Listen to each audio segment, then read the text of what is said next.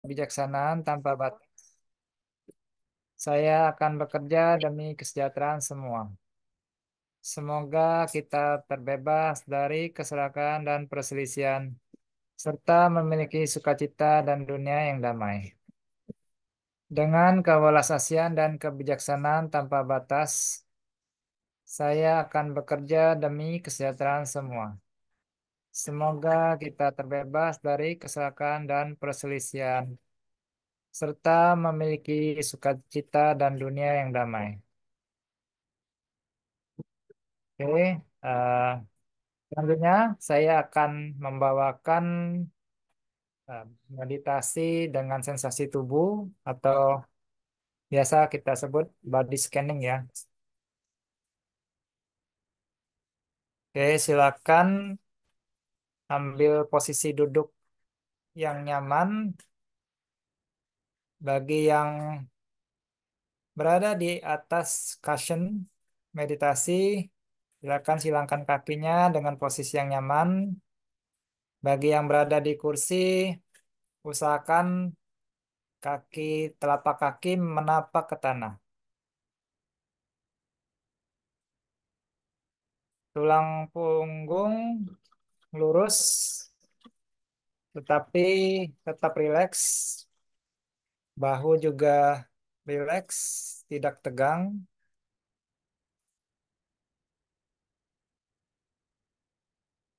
Dagu sejajar lurus ke depan, tidak mendongak ataupun menunduk.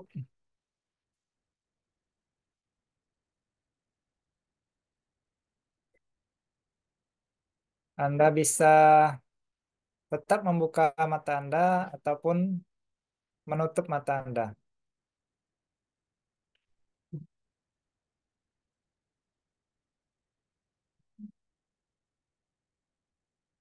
Kita beristirahat. Just be, just relax.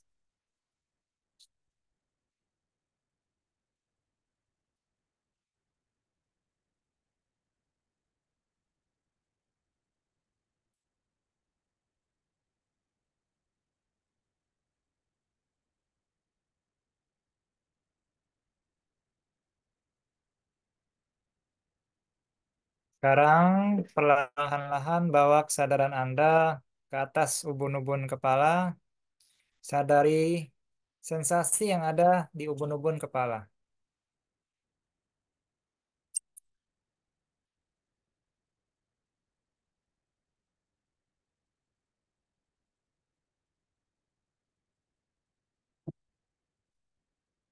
Kemudian beralih ke kening,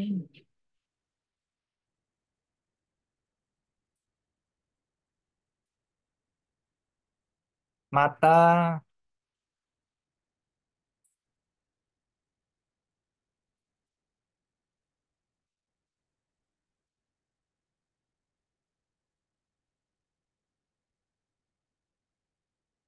hidung,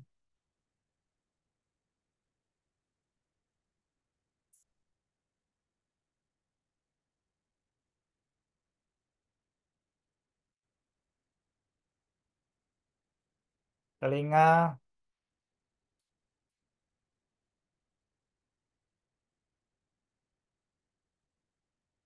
mulut,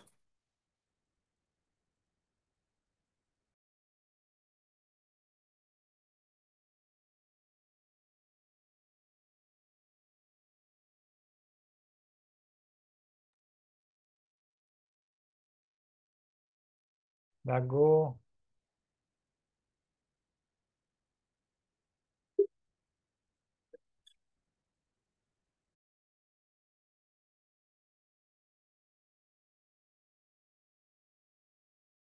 leher,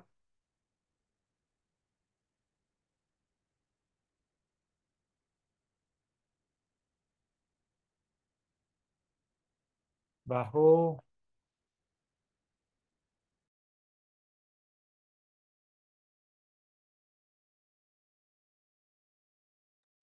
coba sadari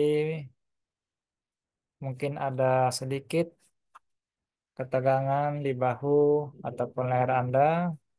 Cukup sadari, tidak perlu ditolak,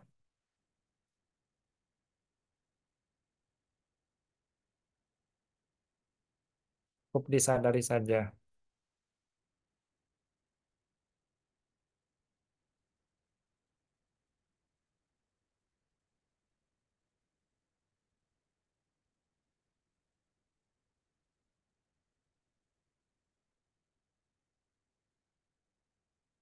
Beralih ke dada,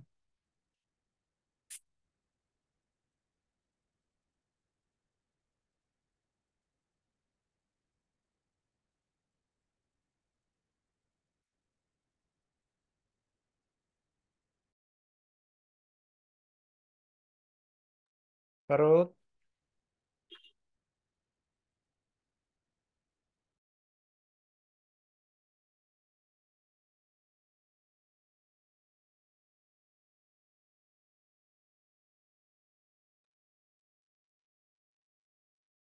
punggung,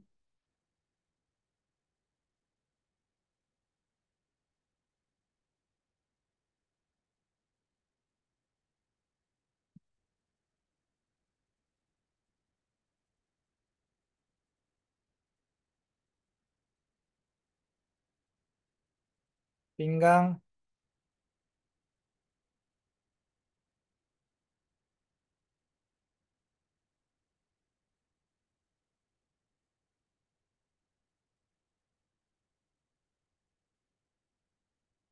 pinggul. Bisa rasakan sensasi pinggul Anda yang bersentuhan dengan matras ataupun kursi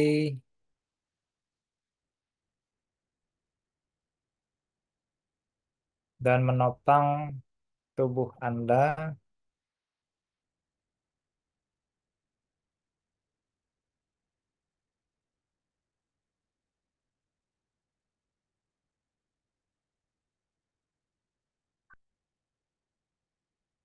Kemudian bawa ke kesadaran ke paha,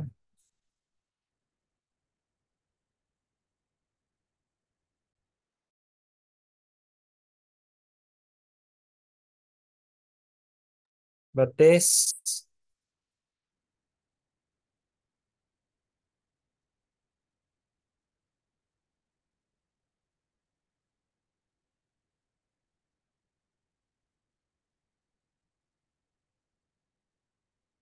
jari-jari kaki,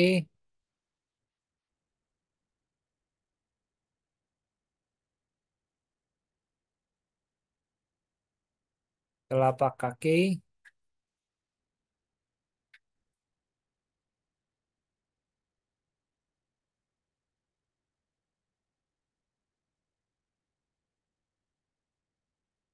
Sekarang coba rasakan kesadaran tubuh secara general, secara umum,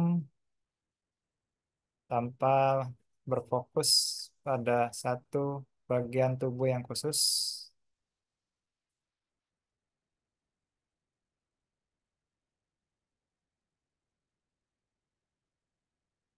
Atau bisa sadari bagian tubuh yang paling dominan sensasinya.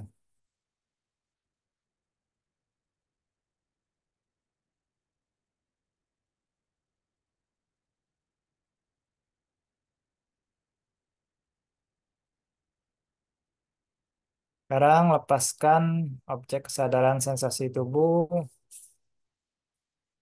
Tidak perlu bermeditasi lagi, hanya beristirahat, just relax.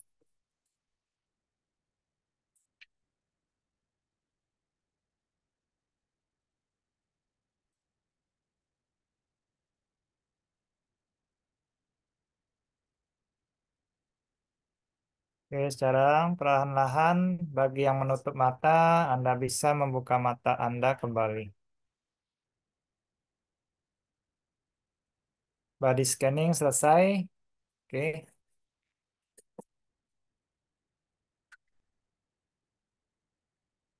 Selanjutnya, saya persilakan Kohema untuk membawakan sesi pada malam ini ya. Oke, Ya, terima kasih banyak Brother Gunawan yang telah ya, memandu kita semua ya. Thank you, thank you, thank you, thank you. ya. Thank you. Oke, Bapak Ibu, teman-teman semua, kita ketemu lagi. Bagaimana kabarnya? Ya, semoga semua dalam kondisi yang sehat ya. Dan taruh pun ada yang lagi berusaha untuk memulihkan kesehatannya kembali, kita tetap support, kita dukung agar teman-teman tersebut bisa mendapatkan satu jalan untuk pemulihannya ya.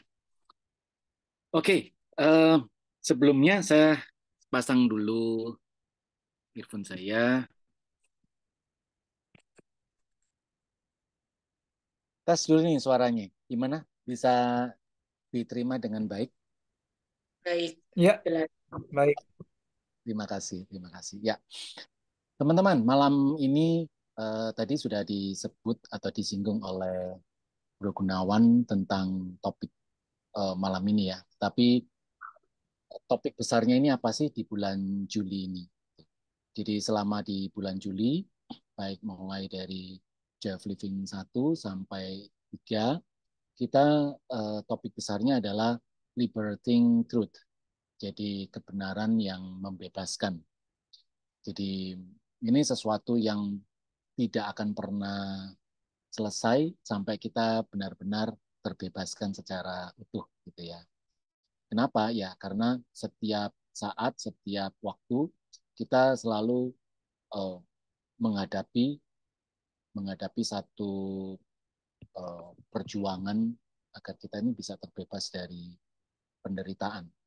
Nah, namun cara membebaskannya itu dengan cara yang bagaimana? Ini yang paling utama, teman-teman. Karena kalau kita salah cara membebaskannya, bukannya kita terbebaskan, tapi malah kita terperosok lebih dalam lagi. Nah, pada bulan ini kita membahas topik tentang kebenaran yang membebaskan. Ya. Nah, khususnya di malam hari ini, kita akan membahas topiknya itu adalah mengatasi kemelekatan dengan beristirahat pada pernapasan. Ya, seperti di redaksionalnya itu kan ada satu pertanyaan yang menggoda ya. Apakah kita semua ini saat ini sedang bernapas? Bernapas enggak? Pastinya bernapas ya. Kalau enggak, kita enggak ada di sini gitu ya. Oke, teman-teman. Um, saya tergelitik dengan satu cerita yang ditulis oleh guru kita, Mingyur Rinpoche, di buku beliau, di Kebijaksanaan yang Membahagiakan ini. Ya, nah ini nanti cerita ini kita akan bahas. Nah, sebelum masuk ke lebih dalam lagi, teman-teman, pernahkah Anda mengalami hal seperti ini? Anda punya teman, ya, punya teman atau punya kenalan, saudara kah? Ya, pokoknya orang dekat Anda ataupun ya, terutama orang dekat Anda dah, atau kenalan biasa oke juga. Itu dia baru saja membeli sebuah barang gitu ya. Membeli sebuah barang, taruhlah itu adalah sebuah gadget yang harganya cukup tinggi gitu ya, cukup tinggi di atas rata-rata. Terus kemudian entah karena satu dua hal gadgetnya itu jatuh. Jatuh terus kemudian ada pecahnya, terus bisa berfungsi tetapi ya secara fisiknya itu udah pecah gitu. Itu salah satu contohnya itu seperti itu. Jadi punya barang yang baru saja dibeli terus kemudian jatuh.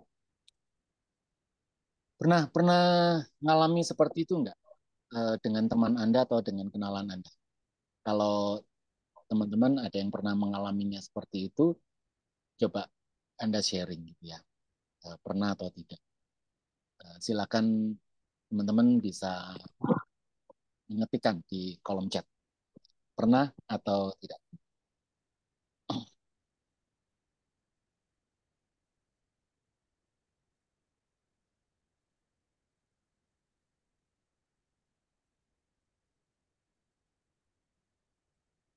Benar, ya ada ya.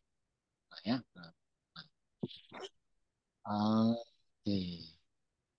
Ya, ya. Saya juga pernah tentunya ya. Em, Baru saja beli, jatuh atau kena sesuatu, terus kemudian rusak gitu. Nah, apa reaksi kita biasanya teman-teman?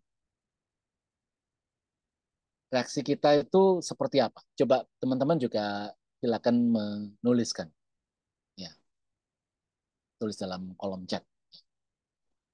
Apa reaksi atau respon ketika Anda tahu bahwa barangnya orang tersebut, kenalan Anda atau saudara Anda atau apa itu terus rusak?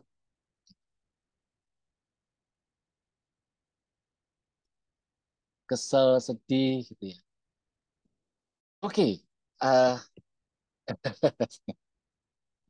nah ini mobil bahkan yang mobil bahkan ini ya. Nah ini kebetulan nanti ceritanya tentang mobil. Ya, respon kita biasanya, aduh kita jadi ikut sedih, betul ya, ikut sedih. Atau kita juga merasa bahwa kasihan ya, gitu ya. Itu kalau orang dekat kita kan. Tapi coba kalau itu bukan orang yang kita kenal. Nah, sekarang bagaimana kalau itu bukan orang yang kita kenal? Kalau tadi kan pertanyaannya orang yang Anda kenal ya. Tapi bagaimana kalau itu bukan orang yang Anda kenal? Jadi bukan kenalan, Anda tahu mungkin lihat dari kejauhan, kita nggak tahu, Anda nggak tahu dia baru beli atau tidak, tapi Anda lihat lumayan juga ya, misalkan laptopnya kah atau apa jatuh gitu ya, atau ya tadi ada mobil sampai penyok mungkin dan sebagainya gitu. Apa respon Anda?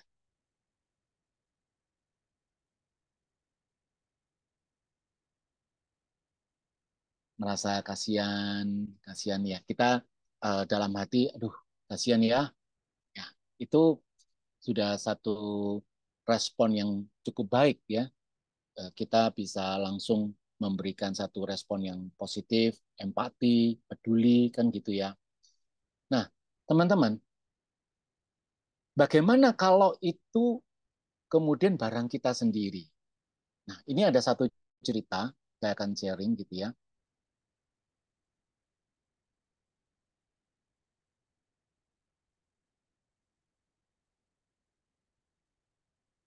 Oke,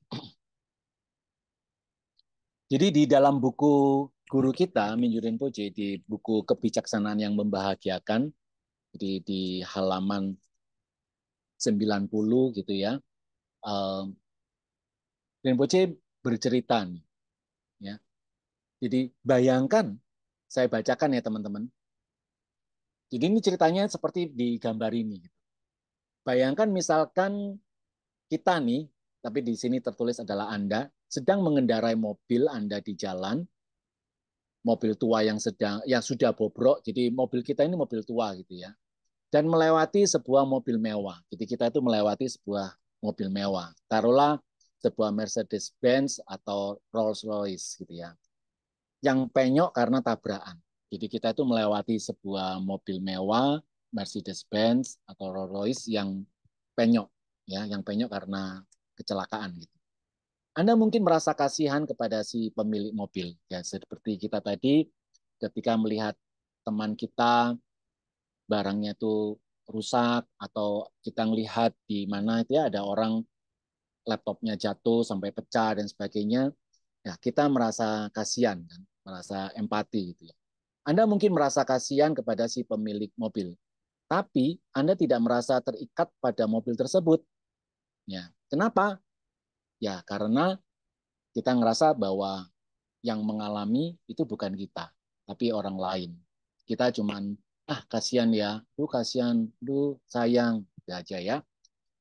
Terus kemudian ceritanya tentang mobil ini adalah beberapa bulan kemudian karena Anda ingin membeli sebuah mobil baru, Anda sering berkunjung ke tempat penjualan mobil bekas.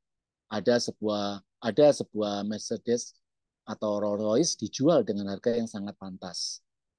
Nah, usut punya usut, itu adalah mobil yang sama dengan yang Anda lihat beberapa bulan yang lalu, penyok karena tabrakan. Tapi kita nggak tahu, gitu ya, kita nggak tahu. Dan bahkan meskipun Anda mengetahuinya pun, itu tidak menjadi masalah bagi Anda. Mobil itu sekarang milik Anda. Tetapi ketika Anda mengendarainya pulang, sebuah batu tanpa sengaja terbang melayang dan memecahkan kaca depan mobil tersebut. Oh, tragedi. Mobil saya rusak. Saya harus mengeluarkan uang untuk memperbaikinya.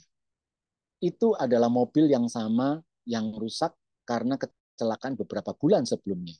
Dan Anda mungkin tidak punya perasaan apa-apa ketika Anda melewatinya. Jadi kita, kalau itu kita bayangkan adalah diri kita, kita pada saat beberapa bulan yang lalu terjadi, kita tidak terlalu gimana kecewanya. Ya, cuman karena merasa kasihan saja, gitu ya. Yaitu juga karena kita tidak merasa ikut memilikinya. Tetapi sekarang ia adalah mobil Anda. Dan jika kaca depannya pecah, Anda marah, frustasi, dan mungkin sedikit takut. Nah, teman-teman, ini adalah gambaran yang terjadi seperti di gambar ini, gitu ya. Kita melewati sebuah jalan, kemudian kita melihat ada kecelakaan, dan mobil yang kita lihat itu penyok, ya, penyok. Taruhlah mobil itu adalah Rolls Royce, gitu ya. Suatu hari karena kita ingin ganti mobil, terus kemudian kita mengunjungi sebuah dealer mobil second, ya. Dan kita menjumpai mobil yang dengan merek yang sama, terus kita beli. Taruhlah kita tahu mobilnya itu sudah berubah karena diperbaiki dan sebagainya, akhirnya kelihatan baru lagi. Baru saja keluar dari dealernya, ada eh, ada satu musibah, ada batu terlempar gitu ya, terus kemudian mengenai bagian depan mobil kita. Terjadilah kerusakan di bagian depannya. Nah, pertanyaannya itu adalah respon kita di saat kita itu melihat pertama, yang mana itu bukan mobil kita, dibandingkan respon kita yang kedua ketika itu sudah menjadi milik kita, berbeda nggak? Nah, itu pertanyaannya seperti itu. Teman-teman ngalami nggak?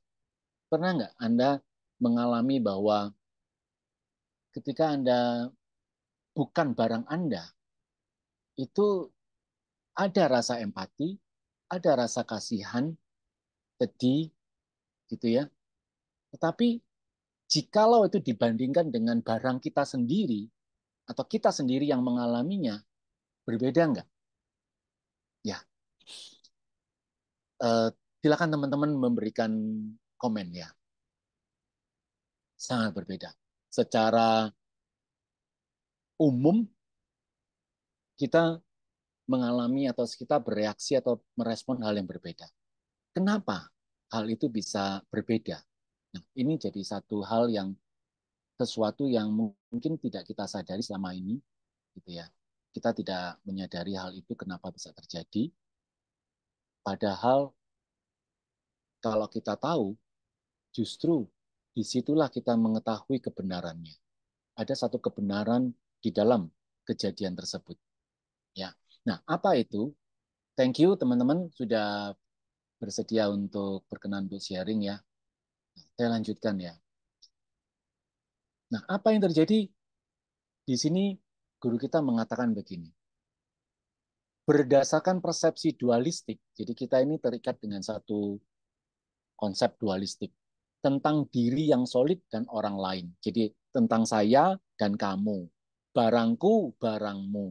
Ya, itu dualistik gitu ya. Jadi kita memisahkan diri kita dan orang lain. Aku, kamu, barangku, barangmu, milikku, milikmu. Nah, kita ini terjebak di situ, ya, terjebak pada persepsi dualistik. Maka muncullah ketidaktahuan, agresi, dan keterikatan. Jadi ketika barang orang lain itu rusak, kita mengatakan barangmu yang rusak, bukan barangku, gitu ya. Ketika barang kita rusak, barangku yang rusak, bukan barangmu. Kamu bisa saja mengatakan, ya saya juga ikut sedih. Bagaimana mungkin kamu bisa merasakan kesedihan saya? Karena yang mengalami ini kan saya, bukan kamu. Nah, gitu ya. Ya, kenapa itu terjadi? Ya karena adanya ketidaktahuan, agresi, dan keterikatan yang dikenal sebagai tiga racun. Kita tidak melihat segala sesuatu sebagaimana adanya, sehingga menciptakan penderitaan tanpa akhir. Jadi teman-teman, hal seperti ini, jikalau kita tidak menyadarinya, kenapa ini bisa terjadi pada diri kita atau pada diri semua orang, itu menyebabkan sebuah penderitaan yang tanpa akhir, jikalau kita tidak menyadarinya. Jadi bahwa kita terikat pada konsep dualistik, itulah yang menyebabkan kita itu menderita.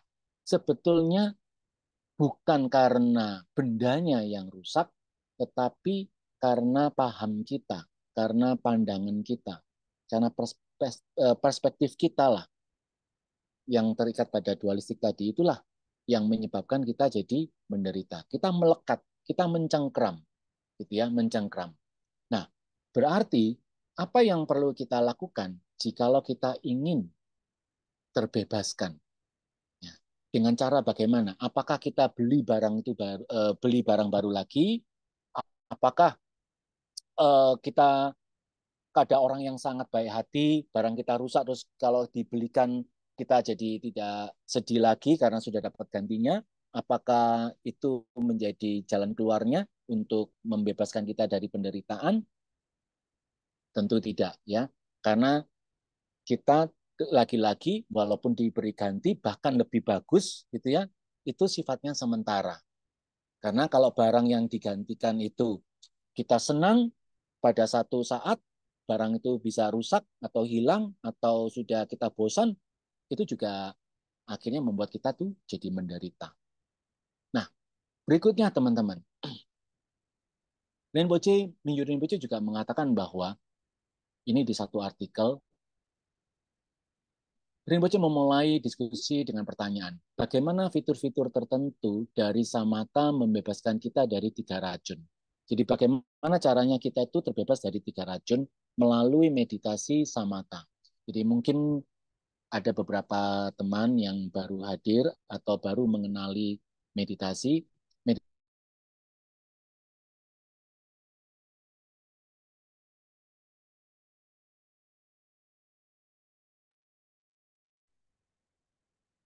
Oke, sepertinya disconnect ya koneksinya Kohema. Kita tunggu ya.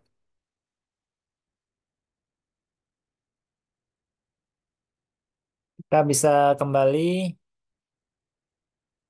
ke kesadaran kita. Oh, sudah kembali. Oke, tadi sempat Oke. putus. Iya, sempat Tadi putus. sampai di mana ya? Tuh, Eh, sampai mana tadi? mungkin ada teman-teman yang bisa bantu. Sampai di mana tadi ya? Artikel Ripoche. Oh, artikel Rinpoche ya. Oke, oke, oke, oke, oke. Thank you, thank you. Ya. Ah, Oh, ini samatha ya, tentang meditasi samatha. Oke, ini kayaknya saya perlu diubah dulu ini. Eh, Bro Gunawan untuk saya jadikan host ya.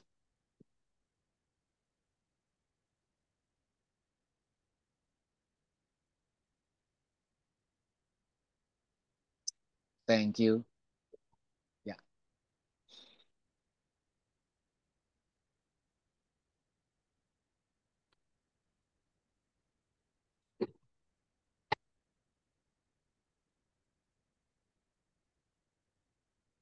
ya. Jadi teman-teman, di dalam meditasi sendiri ada dua gitu ya, yang dikenal, satu samatha meditasi, yang kedua kan vipassana meditasi. Tapi khususnya di malam hari ini kita akan bahas tentang samatha meditasi, yaitu meditasi ketenangan batin. Ya. Nah, walaupun kita menggunakan samatha meditasi, ternyata guru kita mengatakan kita bisa mengatasi, paling tidak mengatasi atau mengurangi 3 racun ini. Ya. Pengaruhnya ini supaya tidak terlampau kuat pada diri kita. Kenapa? Ya, seperti yang beliau katakan, bahwa ketika 3 racun ini menguasai diri kita, kita mencengkram, melekat pada 3 racun ini, yaitu kebodohan, kebencian, dan keserakahan, gitu ya. Maka apa yang terjadi? Kita jadi menderita. Jadi problemnya ini sebetulnya adalah kita mencengkram, kita melekat pada 3 racun ini. Oke. Nah, kemudian Rinpoche melanjutkan menekankan bahwa kebodohan adalah dasar dari keterikatan dan kebencian. Kan ada 3 racun ya. Kebodohan atau ketidaktahuan itu adalah dasar dari keterikatan dan kebencian. Jadi racun yang kedua dan ketiga itu adalah keterikatan dan kebencian. Nah, tadi yang kita tadi itu merasakan kesedihan yang luar biasa, kita sampai sulit untuk melupakan gitu ya, mobil kita yang penyok tadi, itulah gambaran tentang kemelekatan kita. Kita melekat karena kita merasa bahwa itu punyaku. Baru saja beli, baru saja keluar dari showroom, baru saja keluar dari dealer, baru saja lewat. Kok ada batu yang menimpuk, terus kemudian kena bagian depannya, terus rusak.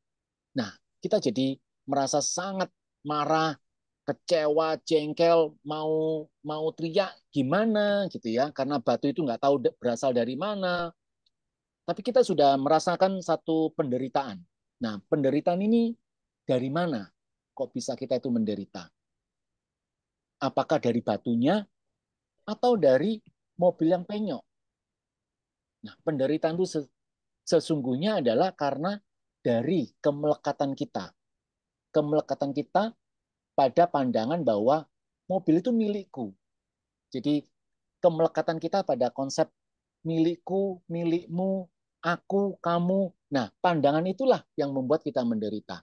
Sebetulnya bukan pada mobilnya, sebetulnya bukan juga pada yang lain-lain, tetapi justru karena kemelekatan kita itu tadi. Ya, kemelekatan kita tadi. Kita inginnya itu mengontrol. Mengontrol mobil kita ini tetap bagus, nggak pernah bisa rusak, tidak ada masalah, sampai nanti ganti mobil yang baru lagi. Kita maunya begitu, kita itu maunya ngontrol seperti itu. Tetapi apa boleh buat? Ya, terjadilah musibah seperti itu. Nah, teman-teman, jikalau kita tidak memahami ini, maka sekalipun kita ini berganti-ganti mobil, ya, mobil yang semakin mewah, kita tidak akan pernah bisa terbebas dari penderitaan. Ya, kita tidak akan pernah bisa terbebas dari penderitaan. Karena problem penderitaan kita ini bukan pada kita dicekoi dengan hal-hal baru, hal-hal mewah, bukan seperti itu, tetapi bagaimana kita tidak melekat, kita melepaskan cengkraman kita, ya, melepaskan kecengkraman kita.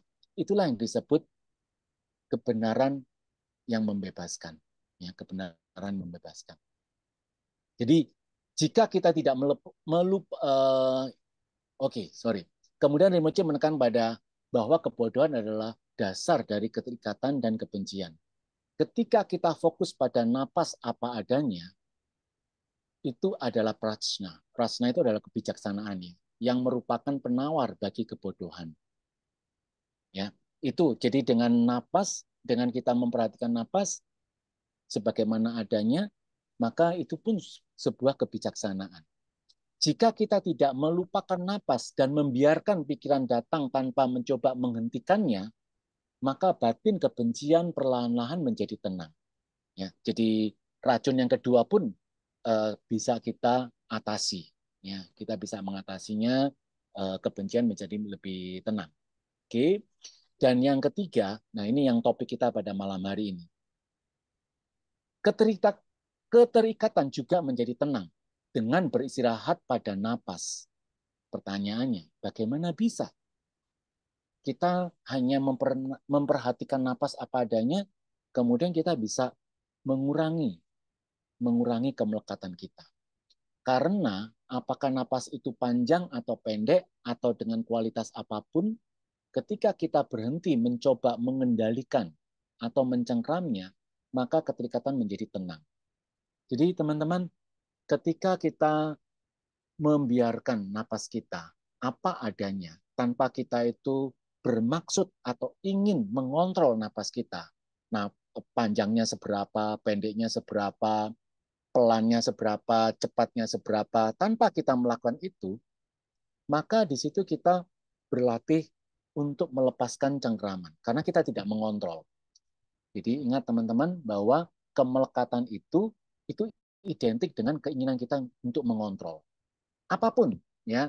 Misalkan kita ingin mengontrol anak, kita ingin mengontrol pasangan kita ingin mengontrol agar karyawan kita harus seperti ini, atau atasan saya harus begitu.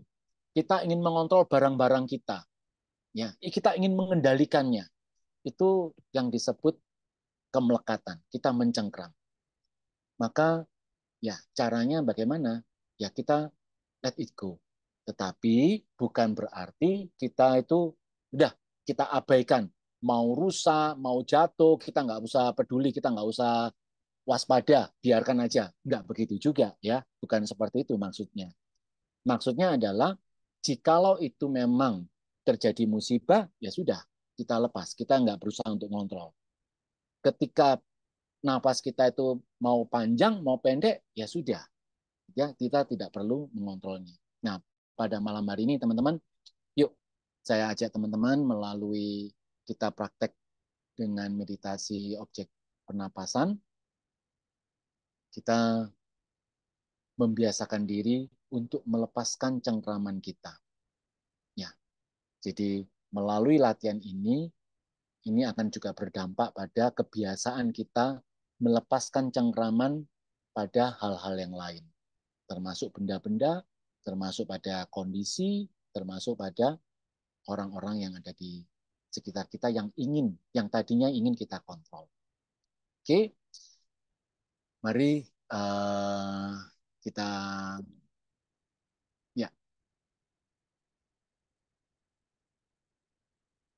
kita berlatih bersama. Oke, teman-teman, silakan mempersiapkan postur meditasinya.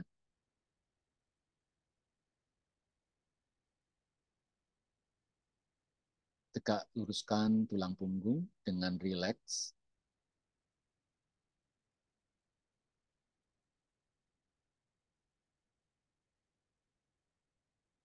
Mata boleh terpejam ataupun dibuka, mana yang nyaman untuk Anda.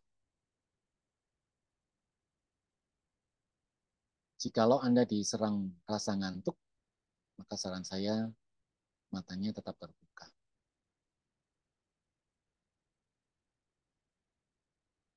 Oke, sekarang kita bawa kesadaran kita rasakan tubuh kita.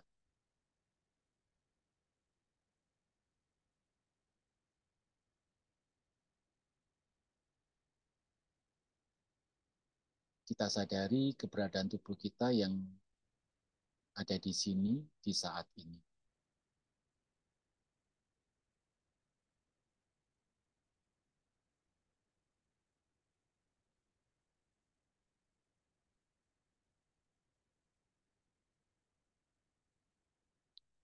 Oke, sekarang bawa kesadaran menyadari nafas kita, menyadari tubuh kita yang sedang bernafas, apa adanya.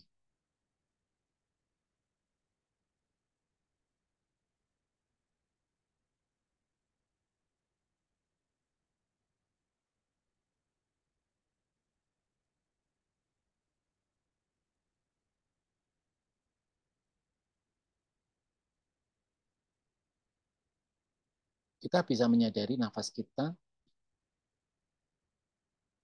dari sensasi suhu yang ada di ujung hidung kita, atau kembang kempisnya otot dada kita, atau dinding perut kita.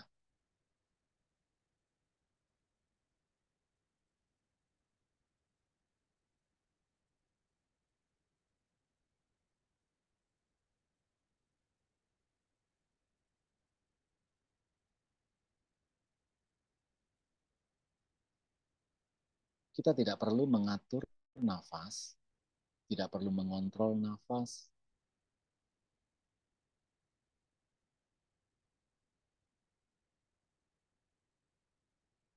Biarkan nafas itu nafas yang sangat halus, ataupun nafas yang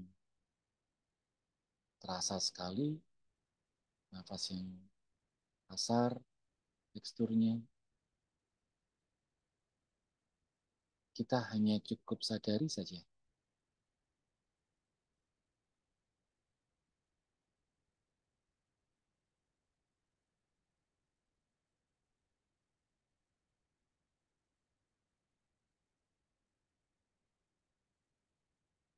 Dengan hanya menyadari saja, itu artinya kita tidak mengontrol, kita tidak mencengkeram nafas kita.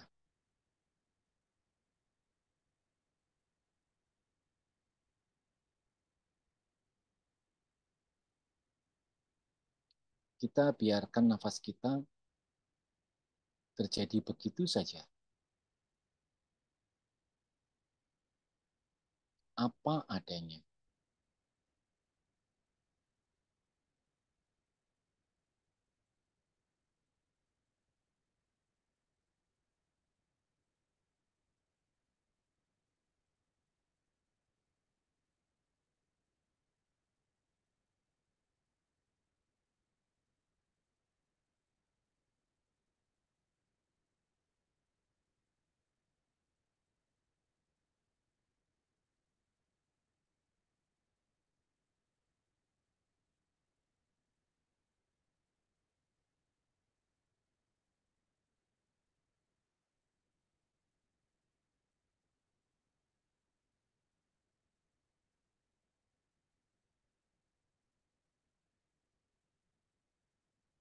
Di saat kita menyadari nafas, muncul pikiran hadir, cukup disadari saja.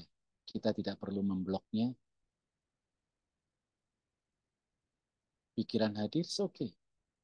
Selama kita masih ingat dan tahu nafas yang masuk dan keluar.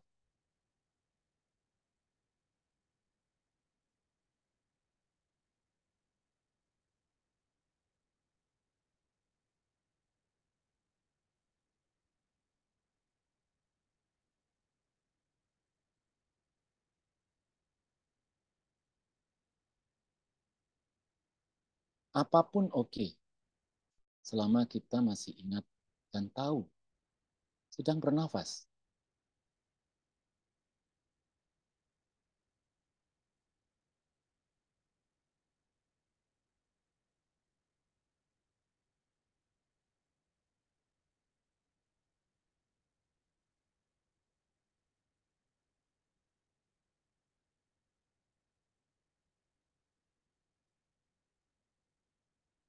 Hal utama dalam latihan ini adalah kita membiarkan nafas kita apa adanya. Kita hanya menyadarinya saja.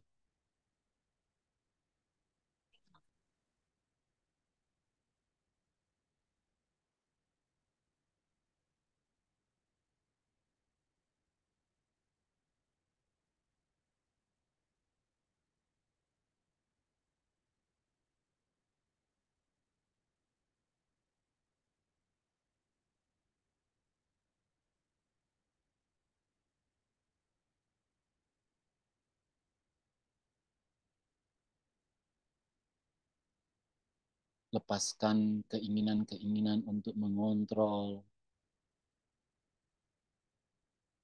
Kita izinkan nafas kita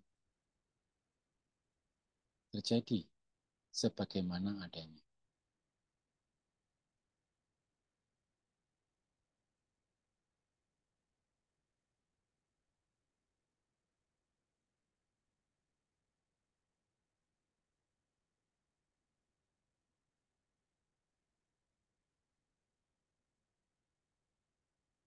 Oke, sekarang kita istirahatkan batin kita dalam kesadaran yang apa adanya. Lepaskan objek nafas. Kita tarik nafas yang panjang dan lewat mulut kita lepaskan nafas kita dan istirahatkan batin dalam kesadaran yang apa adanya.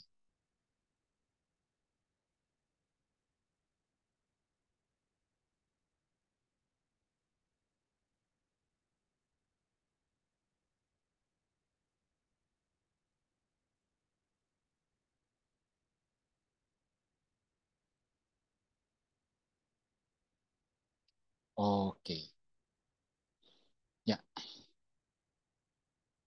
oke, meditasi selesai. Oke, gimana teman-teman? Simple ya. Boleh berikan sharing pengalamannya gimana? Suka dengan teknik ini? Siapa yang suka? Teman-teman mungkin yang mau sharing silakan. Ya, oke. Ada beberapa yang saya sempat lihat. Wah, ini. Ya, teman-teman. Eh, hal yang paling utama ya tadi ya, kita tidak mengontrol nafas kita biarkan aja nafas itu apa adanya. Dan ini menariknya kalau saya suka sekali gitu ya. Kenapa? Karena kita bisa melakukannya itu kapan saja dan di mana saja. Jadi tidak perlu harus dalam kondisi yang postur meditasi begini, duduk formal begini. Kita sambil setir, sambil jalan, sambil bekerja dan sebagainya itu kita bisa melakukan ini. Kita membiarkan nafas kita itu apa adanya gitu ya. Kita tidak mengontrol nafas itu harus pelan, harus panjang gitu ya. Tapi kita bisa cukup menyadarinya saja. Mau nafas yang terjadi itu tersengal-sengal gitu ya, cepat ataupun kasar, it's okay. Kita bebaskan.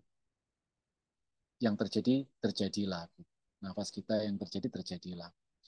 Nah, dengan kita membiasakan seperti itu, maka kita akan menjadi semakin terbiasa untuk melepaskan kebiasaan kita itu untuk mencengkram. Karena ingat teman-teman, bahwa penderitaan kita itu penyebabnya adalah kita mencengkram.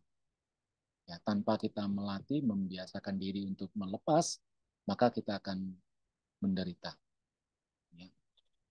Oke, mungkin ada komen-komen atau ada yang mau memberikan pengalamannya langsung. Silakan ya, nanti akan dibantu oleh Bro Gunawan untuk bisa langsung memberikan komentarnya. Ada pertanyaan mungkin bisa dibacakan oleh. Ada pertanyaan dari eh, Pak Sony ya. Apakah dengan latihan meditasi maka bisa mengurangi hasrat atau keinginan kita sehingga malah bisa menurunkan daya juang kita? Oke, ya, ini mungkin sesuatu yang berbeda ya, bahwa banyak juga orang itu salah menginterpretasikan bahwa dengan kita jadi lebih tidak melekat, sehingga mengurangi semangat kita itu untuk meraih kesuksesan. Karena kalau orang mau meraih kesuksesan kan harus punya ambisi, harus punya semangat dan sebagainya. Nah, ini satu hal yang berbeda sih. Justru kita dalam rangka meraih goal, mencapai tujuan, achievement dan sebagainya, justru dengan kita melepaskan cengkraman-cengkraman ya, kemelekatan-kemelekatan, justru malah energinya itu semakin sangat besar sekali. Ya. Jadi justru dengan kita bermeditasi, malah kita terbantu. Kita ada satu hal yang lebih. Kenapa? Logika sederhananya adalah ketika kita itu mau mencapai goal, gitu ya, kita ada ingin mencapai goal, tapi kalau dalam kondisi yang sangat tegang, stres, malah kita nggak bisa berpikir dengan jernih untuk mendapatkan cara-cara yang efektif dan produktif meraih goal tersebut. Bahkan tenaga kita akan, energi kita akan berkurang kalau kita dalam kondisi yang stres. Justru dengan kita melepaskan cengkraman, ingat kata-kata guru kita, let it go but don't give up. Ya, jadi bukan cuman berhenti sampai di let it go-nya saja, tapi let it go, don't give up. Nah, itu penting ya. Dan kita dalam meraih tujuan atau meraih goal, ingat bukan goal-nya itu yang paling utama. Karena goal sebetulnya adalah arah. Jadi dia bukan sesuatu yang membuat kita tuh jadi mencengkram goal itu. Goal adalah sebuah arah. Karena kalau tanpa goal, kita bergeraknya seolah-olah kita nggak punya arah. Jadi ini pemahaman, mungkin next time kita akan membahas ya, bahwa apakah orang yang berlatih meditasi itu kecenderungannya tidak memiliki ambisi atau tidak punya goal dan sebagainya. Tetap ada, namun sudut atau cara pandangnya yang berbeda. Oke. Mungkin yang lain ada lagi? Bertanya kok Oh ya, dengan dengan Herman kok. oke, ya ya Tadi kan disebutkan bahwa kita kan tidak diperkenankan untuk mengatur nafas ya, baik ya. panjang maupun pendek gitu kan. Hmm, Sejauh saya belajar, misalkan kayak nafas teknik tertentu gitu kan, ya, itu kan disebutkan bahwa itu mungkin bisa menenangkan, itu oke, bisa membuat kita rileks gitu kan. Tapi saya itu pernah ada di fase di mana malah kayak semakin berat gitu ya. Ketika apa namanya mengatur nafas itu malah nggak bisa rileks, dalam kondisi tertentu malah semakin apa ya kayak terikat dan tegang gitu. oke, Artinya kayak mau apa terus kayak ketahan, kayak mau apa kayak ketahan gitu kan. oke. Apakah ketika dalam kondisi tertentu kita mengatur nafas itu termasuk dalam kategori kemelekatan terhadap nafas sendiri gitu? Iya, dari Ya, terima kasih. terima kasih. Iya, dari yang diceritakan tadi, ketika kita mengatur, dengan kata lain, kita kan ingin mengontrol ya. Nafas itu seperti ini seharusnya yang saya inginkan. Nah, begitu ada muncul itu, maka kita sudah mencengkram, sudah melekat. Kita mau mengontrol ini. Ini punya aku. Nafas ini punya aku. Harus saya kontrol. Nah, itu yang membuat kita jadi tegang. Karena kita terjebak masuk ke dalam konsep dualistik dari tadi. Jadi kita itu ingin mengontrol. Karena itu punya aku. Nafas itu punya aku. Jadi saya berhak untuk mengontrol. Nah, konsep inilah yang membuat kita tuh jadi tegang. Kita tidak melepasnya. Tapi kalau kita melepasnya, kita jadi lebih enak. Lebih, ya, hasil atau pengalaman yang kita dapatkan adalah ketenangan. Tapi sekali lagi teman-teman, ingat ya, ketenangan bukanlah meditasi, tapi hasil sebuah pengalaman. Jadi kita tidak mengejar ketenangannya, ketenangan itu biarkan hadir dengan sendirinya. Tidak perlu kita jadikan sebuah goal gitu ya, sebuah goal. Saya harus begini, saya harus begitu. Biarkan dia saja dia datang secara alami.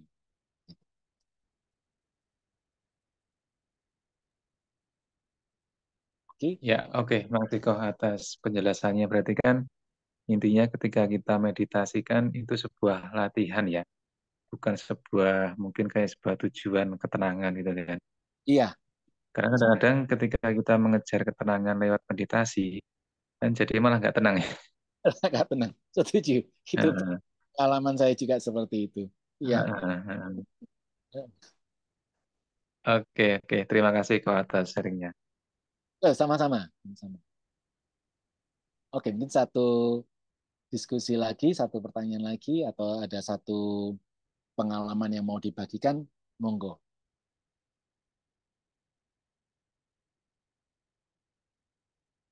Ada, Kokun? Selamat malam, Ko. Oh, oh, oke. Ya, dengan Saya, saya dengan Ayu dari Bali, Ko. ya, ya, oke. Bu Ayu, silakan. Iya. Kebetulan kalau saya meditasi, kok di suatu kondisi tertentu merasakan ada beberapa titik yang mungkin boleh dibilang sensasi ya, mungkin bahasanya ya. Mungkin yang saya tahu sejauh ini meditasi itu diabaikan gitu ya, kok ya. Oke, Eh, Kemudian cuman semakin hari kalau meditasi itu seperti ringan aja ya, kok ya. Seolah-olah napas itu sampai nggak terasa gitu ya, kok. Nah, itu oke. gimana ya, kok? Ya, em, saking halusnya sampai nafas itu nggak terasa Iya, ya. iya. Nah, bila itu pun tidak terasa, ya kita beristirahat saja apa adanya. Jadi kita tidak berusaha untuk mencari-cari, kok nggak ada nafasku hilang ya. Satu itu, atau kita selain bisa sensasinya itu melalui ada ada ada udara biasanya itu di ujung hidung kan ya. Kita bisa Iya, merasakan gerak-gerik dari otot dada kita atau perut kita. Dan kalau itu pun semua itu saking halusnya sampai juga nggak kerasa, maka kita cukup istirahat saja dalam kesadaran yang terbuka. Batin kita diistirahatkan aja. baik. Tidak, Makasih tidak banyak, Ko. hanya beristirahat saja. Karena begitu kita mencari, maka kita masuk ke dalam jebakan lagi. Kita ingin mengontrol lagi kan. Ini Hmm. punya aku ini kok hilang ini. Nah, Hmm. kita terjebak lagi pada konsep punyaku kok hilang. Mana punyaku? Nafasku mana nih? Ya, lagi-lagi aku, nafasku, nafasmu gitu. Jadi akhirnya kita masuk ke dalam jebakan itu lagi. Baik. Nah, Sip. sama-sama. Oke, teman-teman, terima kasih sekali atas kehadirannya. Kita berlatih bersama. Kita semua di sini sama-sama berlatih. Kita berbagi juga, En ya. Nah, pada kesempatan ini, karena kita sudah melakukan sesuatu yang sangat baik, terus kita juga memperoleh kebaikan juga. Mari kita sekarang juga dedikasikan, ya kita dedikasikan kebajikan kita ini pada semua orang, pada semua makhluk. Dan kita tutup latihan pada malam hari ini dengan dedikasi penutup yang akan dibacakan bersama-sama oleh Guru Gunawan. Bentar, dan siapkan itu.